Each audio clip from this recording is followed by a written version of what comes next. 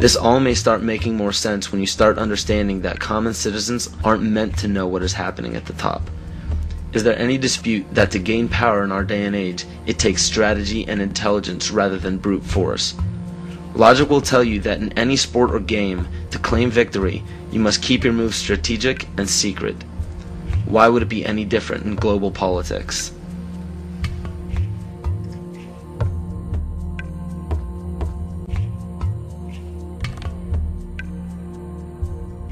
If I bring up chess master up here and ask him, what are the principles, Wojciech, and become a master of the game of chess, he'll say these four things. He'll say that you need a sense of patience.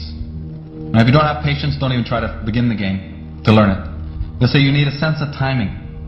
If you don't have a sense of timing, don't open the book. You have to have knowledge of your opponent, right? And then the fourth one that they'll tell you is that you need to have the willingness to make any and all sacrifices. Now, ladies and gentlemen, why are the dark side winning the game? It's because they've got infinite patience. They've been working on one thing for 50,000 years. I call that patience.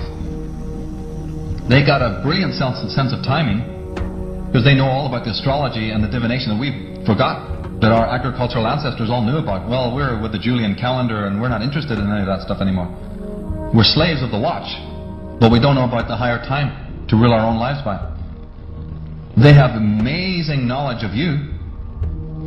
Right? They have intense knowledge of us, their enemies. And the fourth one is the clincher, isn't it? Because they're willing to make any and all sacrifices when and wherever they need to do it. But Adolf, that would break our treaty. You're a good guy. Why, you hate war. You wouldn't go back on your word. Are you kidding?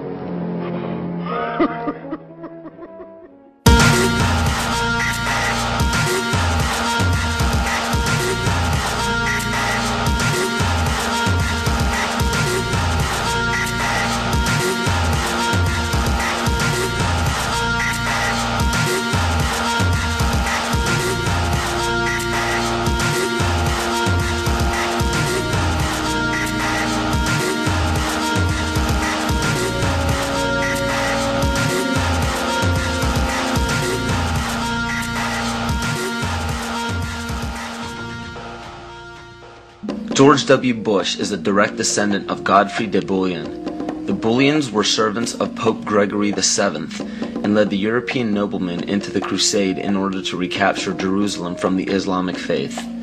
He became the first king of Jerusalem and Duke of Lower Lorraine, which was known as a major region for the bloodline linked to the Illuminati. Bush is closely related to every European monarch. He is the 13th cousin of Queen Elizabeth and Prince Charles. He also has kinship with every member of the British royal family, the House of Windsor. The House of Windsor is known for abandoning their German names after World War I due to criticism of the people. A lesser-known fact about the House of Windsor, however, is the heavy funding contribution to bring Adolf Hitler to power in the rise of World War II. The swastika is actually a symbol of the sun, referencing to the Sun Order of the occult. The word Nazi is actually Nazi, one of the Anunnaki children of Mother Goddess Ninharsag in the Sumerian texts. And even the word Holocaust is actually Yiddish for burned sacrifice offering. Heinrich Himmler was the commander of the SS and one of the most powerful men in Nazi Germany.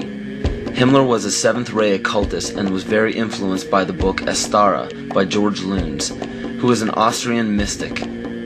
This occult book mapped out the plan for a cleansing of ethnicities and bringing about one race, and to revive the ancient tradition of the Knights Templar of the Middle Ages. The Knights Templar were a group largely killed off by the French monarchy. The remaining Templar created many Masonic orders and secret societies throughout Europe, from which the Illuminati is believed to have originated. It's important to note as well that the Bush family's ancestor, Godfrey de Bouillon, was a Holy Templar himself. To this day, every single United States president, with no exception, has a direct bloodline relation to British monarchs. And on December 20th, 1993, George Herbert Walker Bush was knighted by the Queen of England as a Knight Grand Cross of the Most Honorable Order of the Bath for his leadership in the Gulf War. Does it strike you as odd that our president, our leader, kneeled before the Queen of England in a ceremony that symbolizes allegiance? So what does this all mean? It simply means that throughout every major civilization, political power has remained in a select few bloodlines, and it is desperately held in the same manner today. It is openly admitted to the public that major leaders worldwide are part of secret fraternal orders or secret meetings. But what is not disclosed to the public is the purpose of these meetings. So let me spell this out for you. The major leaders from around the world are part of a united effort to remain in power forever. To do so, the people are lured into the trap of perpetual debt, making it impossible to be repaid by the people. So in turn, all property and assets will be repossessed by the debtor. For those of you who are unaware what it means when a government owns everything of yours, it's called socialism. All of this is part of an ultimate goal of the mystery religions. The mystery religion is the paganism we've been talking about all along, but the pagan religions known to the public today are nowhere near as involved as the mystery religion. It is much less confusing than you think.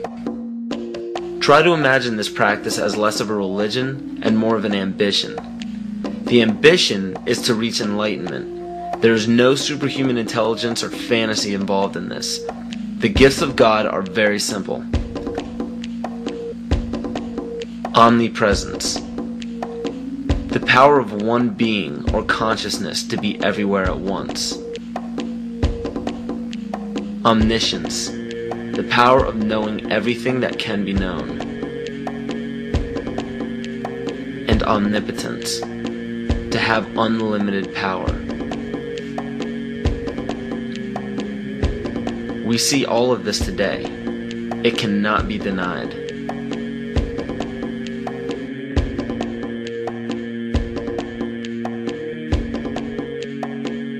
If you still don't believe that the mystery religion is present today, just look around you.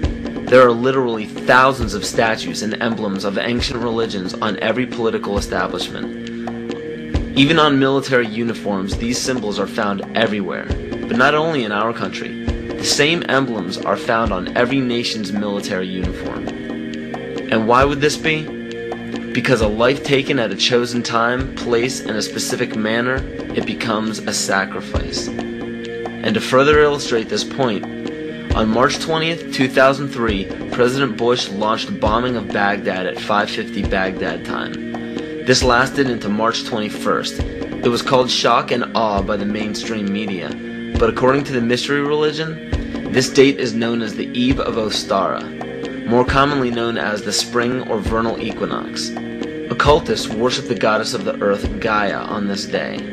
The Druids knew this date as the spring fertility rite, the day of feast. The war was promptly ended on May 1st, 2003. This date is known in the Druidic calendar as Beltane, or Walpurgis Night. It was named after Saint Walpurga, who was the pagan goddess of fertility. From March 20th to May 1st, the pagan ritual is to give blood to the earth and renew life to the goddess of fertility. What better time frame to declare a bloody war on the days of a ritual sacrifice and end it exactly when the pagan ritual ends? The parallels are uncanny. These are all facts written in many different sources around the world and are available to anyone to discover. Connecting the dots is up to you, but make your own decisions instead of settling for conclusions that others have put in place before you.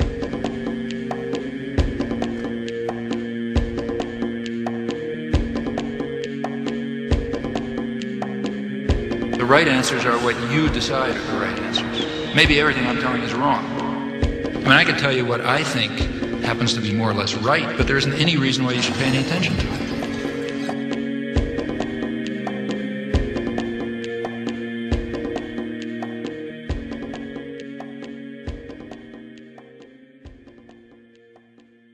Now you know why they're out to destroy you.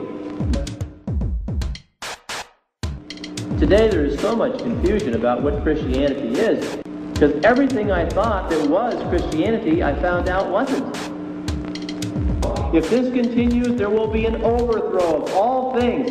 Yea, this change and overthrow is deliberately planned. There is nothing going on today in the United States